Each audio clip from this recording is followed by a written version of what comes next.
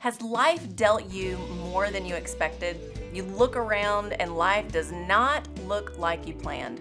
Maybe some of it is a result of your own choices and consequences. Maybe some of it is not. Whatever the case, the current hand you've been dealt to hold and look at every single day from your perspective is not a winning hand. What do? Do you get angry? Do you blame your spouse, blame your kids, blame your parents? It's easy to blame. We've been doing it since the garden. So, okay, let's blame Adam and Eve. Or do we blame God? We have great expectations, don't we? What happens when all of our great expectations are met with very disappointing circumstances?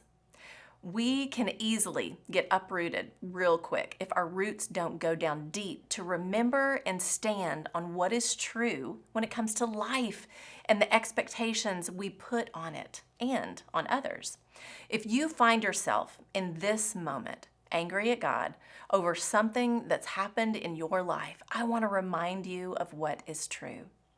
The discrepancy you feel between your expectation of a loving God, a good Heavenly Father, and the very real life experiences that you've faced that were the very opposite of good can be daunting.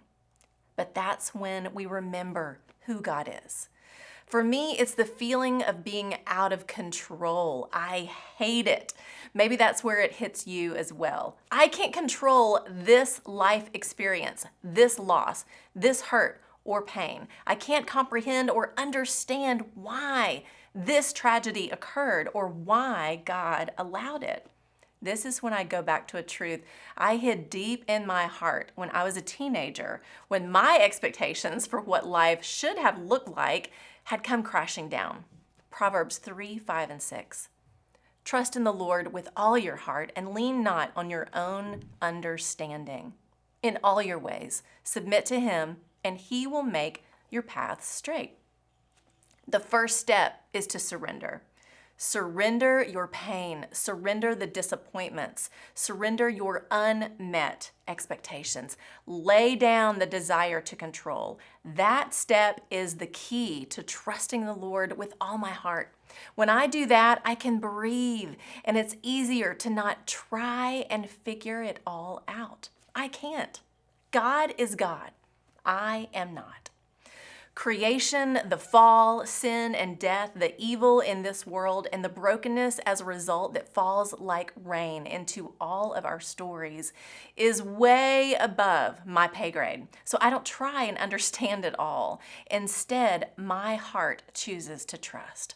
I stand in awe of the one who is before all things and holds all things together. Colossians 1:17. I know from the beginning of time, the consistent character of God is He loves me. He knows me. He holds my life in His hands, and He has made a way for me through Jesus. And because of that, He is working and will work every single broken, painful, and even disappointing piece of my story for my good and His glory.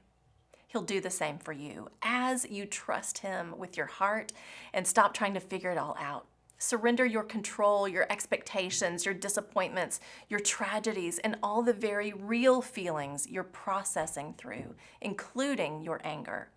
Lay it all down and trust Jesus to meet you in every single place your heart hurts.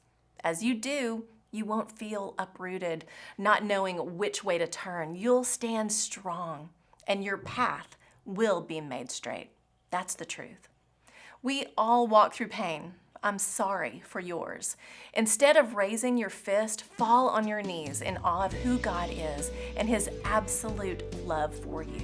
Your story isn't over, and like the old hymn says, we'll understand it better by and by. I'm Lori Klein.